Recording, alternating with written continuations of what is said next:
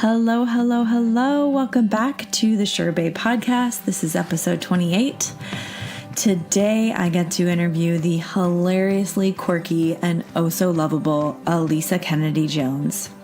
Alisa is an American memoirist, blogger, novelist, awkward public speaker. She says that. And a regular contributor to NPR. She writes for television and theater, and she has an amazing new book called Gotham Girl Interrupted: My Misadventures in Motherhood, Love, and Epilepsy. While I was interviewing Alisa, she was actually on a tour for this book, and she graciously made time to talk about what it was like to be diagnosed at age 40 in the middle of motherhood, diagnosed with something like epilepsy, and just how her life changed and how she took something that was actually depression inducing into changing it into something that she lives with, but not only lives with, she's actually thriving through. So I love Alisa's story. I love her mindset. I love her humor, and I think you will too. So without further ado, here's Alisa. Hello, Sure Babe listeners. I am super honored today to get to chat with Alisa Kennedy Jones. I have been wanting to get together with her for a long time and chat about what she's doing because she is a fascinating human. And today we are making it work. So if you guys have not heard who she is, she's an American memoirist, blogger, novelist. She claims she's an awkward public speaker.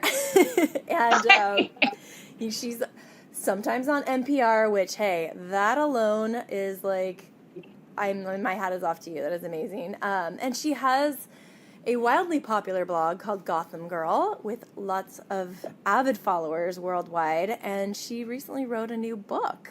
And I am so excited to just chat with her today a little bit about all of that and her new book. So welcome to the show, Alisa. Thank you. And I would love for you just to tell everybody who you are and what you do and where you're at right now.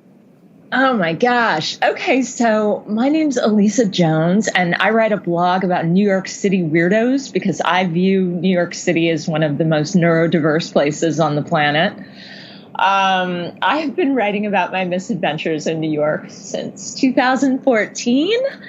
And it's been a curious time. At age 40, I was diagnosed with epilepsy, and my new book is called Gotham Girl Interrupted, because right in the middle of blogging and things catching on and my shifting gears in my writing and on my way to my best life, I had a major seizure, and I had no idea that 65 million people actually have epilepsy, and getting that diagnosis at age 40 really shifted things up. And so that's what I've been writing about and talking about for the last couple years. In the middle of it all, I broke my face in 16 places due to a seizure. So that also made for some interesting just ridiculous scenarios in New York City, but also around the country as I was writing the book and as I've been doing the book tour. So learning how to talk, learning how to navigate a chronic condition with kids and all of those adventures. That's what I've been up to. Wow, that is mind-blowing, but also just immediately I'm super inspired that you kept at it, that it didn't stop you from your mission in life and what you wanted to do. Well, it wasn't my intended mission. My intended mission was to be a writer and keep writing for TV and film and theater and advertising and the kind of Peggy Olson Mad Men world. And I really had no idea. We were on our way to the Television Academy when the world kind of shifted into a Donnie Darko film where one projector in my right eye was moving forward at a very rapid pace, and the other, again, this is neurologically not accurate, but the other projector was in reverse. And so I knew something was up. I had that first seizure in my kitchen. I don't know if people know much about seizures, but there are 40 different kinds. I had no idea. I was in Los Angeles. We were on our way to see something like Nanny McPhee, and I went down hard.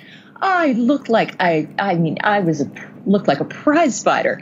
But after waking up, but it was a really interesting. It's like nothing I'd ever experienced because, I was doing all the things that you're supposed to do. I was with all the yoga Beckys, and I was drinking wheatgrass, and I was eating clean and doing all the healthy, good things. And it just, your brain can make other plans without consulting you and on the fly. And I had no idea. When I woke up in the hospital, my girlfriend, she's a costume designer for the movies. She was waking me up, and she has this fabulous voice. And she was just like, darling, had a seizure. I was like, what's a seizure? Oh my God. Like, what just happened? But it was like being trapped in a Van Gogh painting for me, because it was this kind of ecstatic, beautiful beginning and light show in my head that I'd never experienced at all, and completely out of the blue. And it really scared me, especially relative to having young children and middle school age children are in the picture. What it would do to their sense of me and my ability to parent and my ability to make their lives good and comforting and not break their little hearts. So I actually didn't get a diagnosis right away. I had to like, denial was my strategy until and I'm sorry for the pun, got my brain around the situation. And really, I really started to feel that something was going on, and had continued types of auras, which are those visual disturbances that people have if you have migraines or, for me, again, it's my vision gets wonky and I get a shimmer in the corner of it. And I'm like, oh, something's about to go down. So I knew that was happening when I went in for the diagnosis, I went in very nonchalantly. I was like, this is going to be fine. They're going to tell me I just didn't drink enough water. I was dehydrated. I need more sleep. I need more this and that and the other thing. And I was joking with the the EEG guy. I looked like a crazy Madeline Kahn from Young Frankenstein. I'm dating myself here, but I just had wires coming out of my head in all directions. And I'm like, oh my goodness, I look like such a cyborg. Here, take a selfie with me. And he's like, ma'am, this is very serious. And I'm like, I know it's serious, but I have to find some little way to, I'm sure it's going to be fine. So denial was a strategy for, I would say, a good 3 months, and then when the doctor came in to read the EEG, I think that was, when you get a diagnosis that's chronic or serious and life-changing, you're expecting someone to kind of be together and listening and compassionate and have some bedside manner. And my doctor was this hipster. He was really cool. Yeah. And he came in and he was very blunt about things. You're thinking he's going to lean forward and say, you're fine. You just need more, electrolytes or this or that. And he's like, hey, does anyone in your family have epilepsy? And I was like, no, you've got to be kidding. Wow. And he's like, because you do. And that was it. And it's the moment where you think, he's like, you have but we have a dream team here to help you manage your anxiety around this, and let me talk to you about what this means and what the rules are, because you're not going to be able to drive. You're not going to be able to go swimming. we need you to not be alone. Cooking, we need to get your seizures under control. Like, no one was there to say that. Wow. It was just, you've got epilepsy, deal with it. And I just lost it. So I was like, oh my gosh, if I'm going to convulse, and I have the kind of seizures where I fall, and it's not pretty. It's the kind you see on television that are grim. And I'm like, immediately I was like, I'm going to die in front of my kids and other moms and all my friends and family for the rest of my life on repeat. This is it was before Russian Doll, but that was what was going through my head immediately, was the kind of worry of like, how do I do this? Right. And who is going to help me with this? And I was like, this is a point where there should be a dream team. It's like, we have all the top neurologists and we are going to help you get through this. And it was really up to me to figure this out and go to the Epilepsy Foundation and say, wait a minute, what is this? What's going on here? I mean, what can I expect here? And that's what I did. That's how I started. But I kept it on the down low because I needed to understand like what I needed to do to keep my seizures under control. And I needed to understand all the sharp edges that life now presented. I actually needed to baby-proof my house all over again. Right.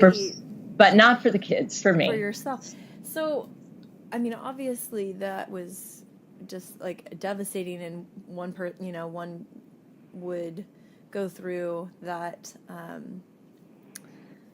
Well, it's grieving, but it's grieving and denial, and then you move into like, what can I do about this? And your first step towards that, well, then what can I do, was reaching out to the Epilepsy Foundation. Yeah, it was. It was doing you can do a lot of dangerous Googling. Yeah, I'm very good at dangerous Googling. And I think that I did spend a fair amount of time. I didn't want to tell that story in the book because the book is actually funny. Because I've also had some very hilarious moments where I've woken up to an aging hippie in Northern California who's going, dude, you need some weed. You've just had seizure. And I'm like, oh my goodness, you're in a Muppet sweater. You look just like Janice from the Muppets. I've woken up to an evangelical Christian who was trying to exorcise my demons in the emergency room.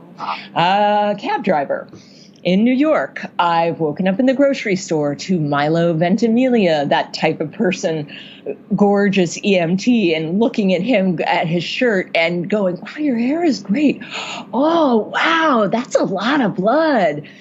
It's blood? Oh, my God, that's like a Walking Dead amount of blood. And then looking at it and realizing he's the EMT and going, oh, my goodness, and seeing pink and gray matter on his shirt, going, oh, is that my brain? Oh, man, did I just get brain on hot EMT guy in New York? It's like not a meat cute, it's a meat gross. It's just, So, the book is funny, but I did do initially some dangerous Googling. And no, the Epilepsy Foundation was the calm resource and not too clinical resource for me to start making sense of what was happening. And it became clear to me that it was going to be a series of trial and error with medications, right. That it was going to be a need to safeguard myself. I also knew that my language, like things were just off. And this was well before I'd had the big seizure in 2015. I would go to say the word yard and it would come out garbage, garage, yard. Or I'd go to tell the kids to say, I'm like, can you put your dish in the thing that we put our dishes in before we put them in the dishwasher. And, my daughter would say, like, you mean the sink? And I'm like, oh, I don't think that's a word. Yeah, no. There were cognitive delays. I was like, I'm going to look that up. There were cognitive delays. There were all kinds of things that were happening with me that I needed to get my head around. The Epilepsy Foundation was a resource. Living Well with Epilepsy wasn't in existence, but is a great resource for figuring out how to navigate life as a parent, as a professional, as a person, as a wife, as a partner. And that blog has 10 years now in the making, and just a remarkable resource for people. But essentially, what I learned from the Epilepsy Foundation was that this wasn't a kid's disorder. This was something anyone with a brain can end up with epilepsy. You know, with 100 billion cells in our brains.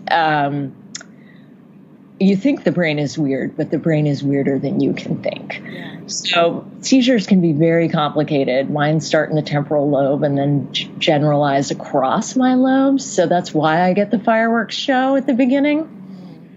But then I'm out, and it's a lot to deal with if you're not trained. And that became a big piece of educating my friends and family, and like, here's what you do. Here's what you absolutely do not do. You know, don't put anything in someone's mouth and all of that stuff. So there were a lot of resources I drew on, but I was still learning. I mean, I had to go and get them at that point in time because it was 2010. Right. So how do you deal with that kind of, I imagine like the grief that you would feel going 40 years without this, debilitating condition, and then the new life you have to live now after that. How do you deal with that grief? What was that like for you? Well, it was very anxiety provoking for me, because I started to grieve I was grieving for the future, which is a strange thing, because you're grieving for things that haven't happened, and it puts you in this sort of state of constant disaster preparedness. And so I have chapters in the book. I'm just going through right now. Like right when I got home from the hospital and I was getting all my words wrong, and I was putting my bra on backwards and over my shirt and getting sequencing wrong. And I'm like, oh my God, my brain, I'm really out of it here. I was really fortunate because I was a writer. I could work from home a good deal of the time. I could call in for notes in certain meetings. I knew I couldn't drive, but fortunately I lived in a tiny kind of close-knit beach community where I had a lot of people, because suddenly you're not allowed to drive. Like, how do I drive my kids to sports, to art, to, normal thing, doctor's appointments, dentist appointments? And I ended up with this really, I expected judgment, and I got the opposite. So in terms of grieving, I was grieving out loud, sort of very publicly, going, oh, wow, this just happened. The other mothers in our class actually really stepped up. They were incredible resources. One of them was a doctor, and sort of she immediately grasped what I might be going through, and her family was close with my family. They picked up driving. If I had to drive to work, this clan of this little tribe of women really stepped up for our family, and I can't thank them enough. I mean, they're hilarious and ridiculous and amazing mothers who are struggling with the everyday stuff, and they really stepped up for our family. And so that kind of intervention by them to say, hey, we can give a ride to your kid, or we can give you a ride to work, we can give you a ride to train, we can give you a ride to this, so navigating the driving, obviously Uber and Lyft have been a helpful thing if you're not driving. I had to come to terms with that, and I was not ready to let go, because that really represented my autonomy. And we had one of those surfing dog cars that I love. It was like it was a ridiculous car. It was a 1985 Mercedes-Benz station wagon that everyone could climb in, and it ran on vegetable oil, so you smelled like a taco after driving it. But I just was like, it was really hard for me to give up that sense of autonomy and adjust to the fact that it might not be safe for me to be on the road for not just my family, but other families. And I need to really pay attention to this and pay attention to the process of getting the medications right so that I could go. I almost went 3 years without a seizure. That was a big victory. Right now I'm about 110 days seizure free. But it was that I grieved for driving. I grieved for the future of dating as a single woman because my relationship was changing. I worried about the mental health and trauma of my kids. So we ended up doing this, and all their friends that were around and running in a pack with my kids, because that's how it is as your kids age. They're all if you're lucky, they are running in a kind and caring little pack from house to house in the neighborhood. But I mean, not everyone has that kind of setup that I was lucky enough to have. But I worried about their mental health and their trauma. It was about having the seizure plan. If I ever went down in the kitchen or in the backyard or in the driveway, here's what you do. This is the plan. It's laminated. It's on. We're going to run drills, but you shouldn't have to do this with your kids. But how do you make it fun? And so, like, inventing ways for them to be calm and cool and heroic in certain ways. And casting it in terms of, like, you know what? This isn't the end of the world. I have an overly electric brain that, it's like having a taser in your head every now and then. We don't want to think about tasers, but it's like having a huge lightning storm in your brain. So here's what you do in this situation. And here's who you call, and here are the people, and this is how we manage, and know that this is going to be. So it's simple things like turn me on my side, make sure my head is safe, get the nearest adult, whether it's Camille or Charles or Alisa or like other friends. I have another friend named Alisa. And so it became about that disaster preparedness, really figuring out for the future of dating, figuring out like, okay, what that looks like, yeah. When do you have the talk? Like, so I've got this thing and everybody's got a thing, right? Yeah. And it doesn't have to be the end of the world. Like, I know often I know that I'm going to have a seizure. And so I'll werewolf myself, which sounds terrible, but it's not. It's me just saying, you know what, extra seizure meds, in alignment with the doctor, letting my people know if I'm traveling, I'm sharing my location, I'm checking in more, I'm getting to my soft spot, my baby-proofed location as quickly as possible, so that if I do have one, I'm going to have it. It might last 2 or 3 minutes, and then I'm going to want to sleep for a good 2 to 3 days, and it'll take me a few days to get back on my feet. And just knowing that and having that information made a big difference, I think, in the people around me, like their experience of seizures and how they can be helpful and useful and resourceful and kind in the moment. I mean, the worst thing is like someone filming you.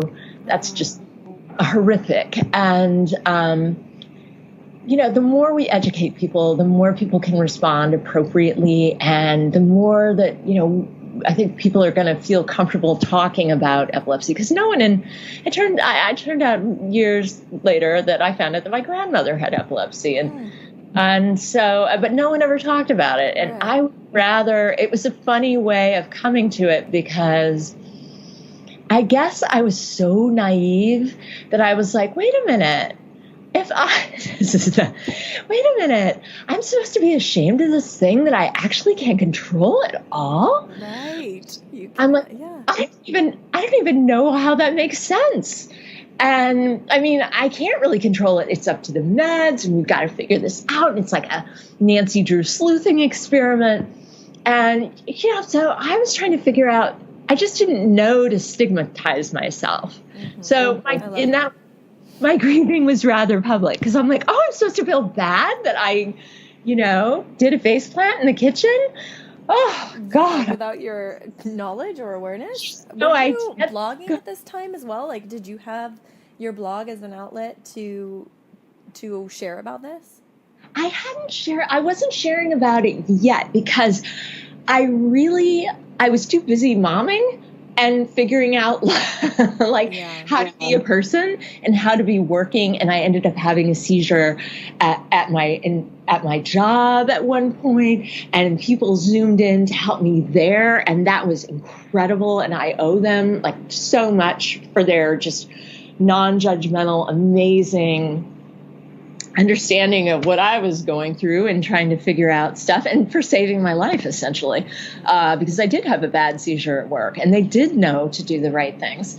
And so I wasn't writing about it yet. I was brewing it on it, and I was thinking a lot about it. So I ended up doing a TEDx talk on creativity, electricity, and the brain, because I didn't like what a lot of the medications were doing to my brain and my ability to write. So there was that negotiation. So there's that stuff. I was like, how do I view me on all these new substances that I've never taken before? So that's tricky. Did you feel like part of them changed your personality at all, or took away some of that creativity that you needed for writing? Yeah, it was like a veil coming down, like a little bit of a curtain coming down on my sparky, snarky, and I'm usually best in the morning. And to be taking these heavy medications, I was like, where did I go? And I did a lot of things to kind of bring myself back, because neuroplasticity, the idea that we can build new pathways in the brain. I love neuroplasticity. I could talk about that forever. Yeah. Exactly. So I talk a lot about that in the book, because I was like, initially, I just wanted to wallow in self-pity with Ina Garten and have lunch with her and have her tell me that this is going to be okay.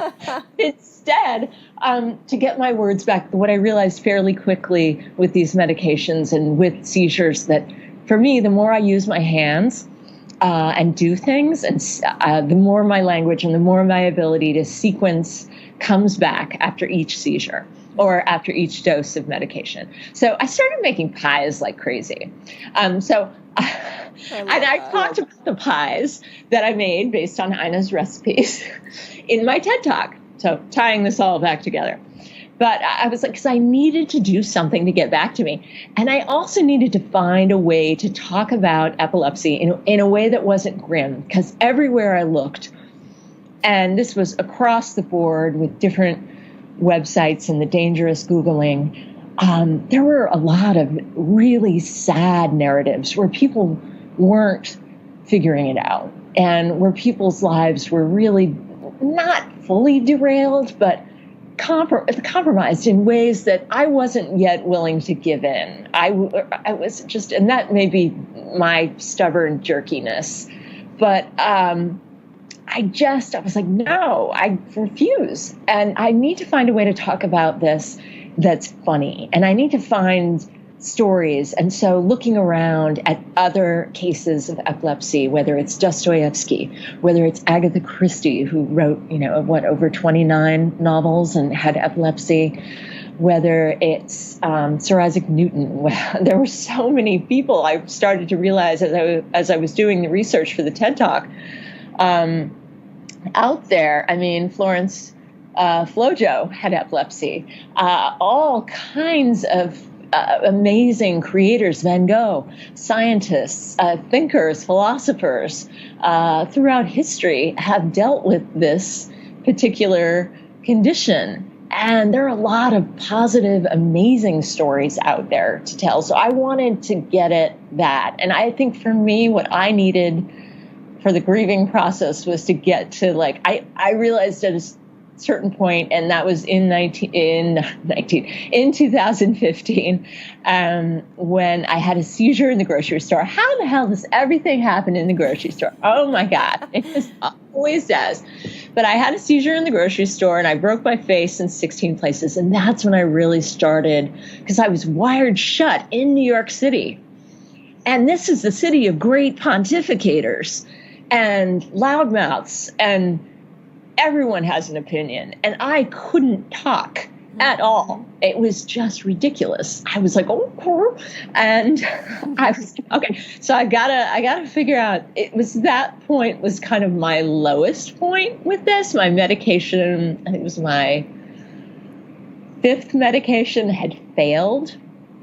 And with this break and my jaw being fully dislocated and shattering one side of my face and shattering the other side and just not even recognizing myself at all, I was like, now is the time that I need some funny. Yeah. If being in the grocery store isn't reason enough for living, I don't know what is. But I feel like I needed to write the book.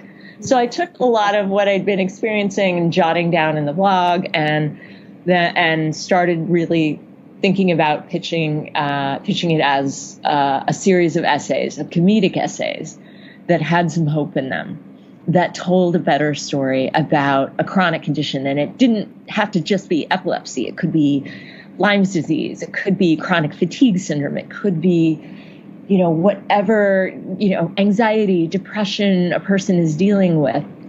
Chances are it's you, your brain, and you and your family. And we need to find ways to talk about it that make us feel better in the moment. So in a way, I wanted to write the book I needed to read.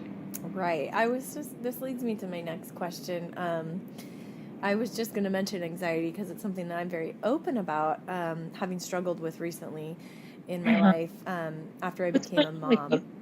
Yeah, I've struggled with anxiety. And it's nothing like epilepsy, but I've had panic attacks, and I'm just like, I've had them in front of my children. I've had one on the playground in front of the moms, and I'm like, this is just, it just plagues me. But I recently, and when you dive into these things, you realize, okay, this could be a gift or a teacher. What is it trying to teach me in life? What is the gift of anxiety? So for me, I've been on that quest of like, what is it giving me and teaching me? What do you feel like epilepsy has given you? Well, I didn't think, oh God, it's so hard because they're really, on the one hand, it's given me a lot more awareness and compassion. On the other hand, it's given me huge lady balls. I love you. That's awesome. I was like, oh my gosh, wait, you're going to try to criticize me for having a seizure? We had a client, we were shooting a commercial for them in Los Angeles, and we were prepping for the commercial, and I had a seizure, and the head client guy, who was one of those, mean guys, who's like a mean white guy from some mean corporate land, said, that can't happen here. Oh. And I was like, you have no idea. I think I would never trade my brain. We're all wired differently, and that's what neurodiversity is about. And we're all wired with unique capabilities, and you want someone like me on your team because I write really fast, really funny, pithy one-liners for ads, and just because I had a seizure doesn't disqualify me and shouldn't disqualify me. Right. And I will fight you, white guy from corporate land. Amen. Yes.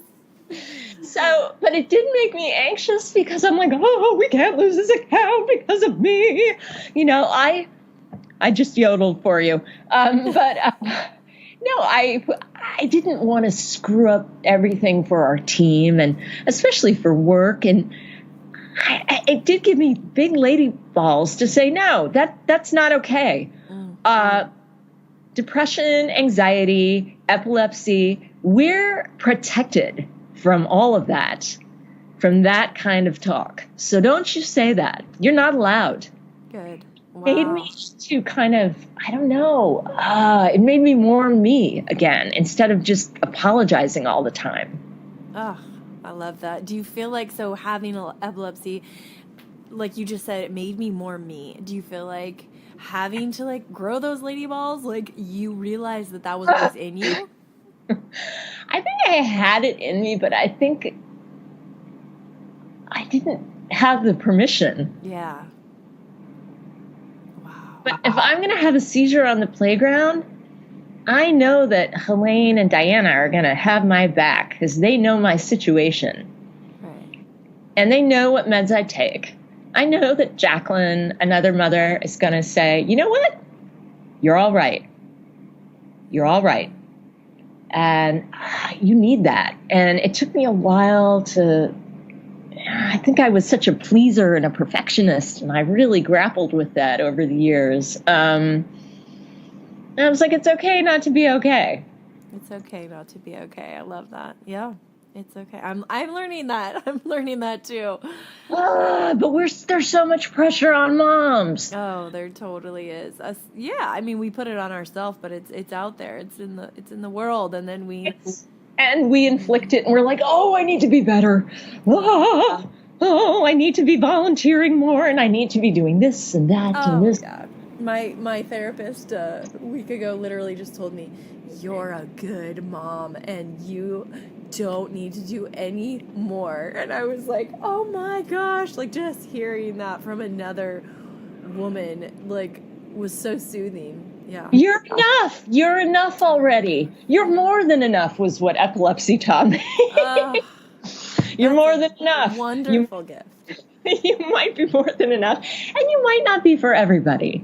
And you may have to grieve certain moments where you're going through like the sad letting go piece and the pissed offness, and that you're like, oh, I need to swear right now. I'm going in my room. I'm giving myself a timeout. I need to be sad about this, and I'm allowing it. It's my cry day. And I'll own it. But at the same time, they did a study 1,000,000 years ago, and I don't know if it's still valid, but it was a study done at Harvard about emotional regulation and having kids grow up healthy with healthy mindsets. And what was more useful? Was it seeing a parent have a moment and falter and break down and have a moment of like, oh, or was it the parents who always kept it together?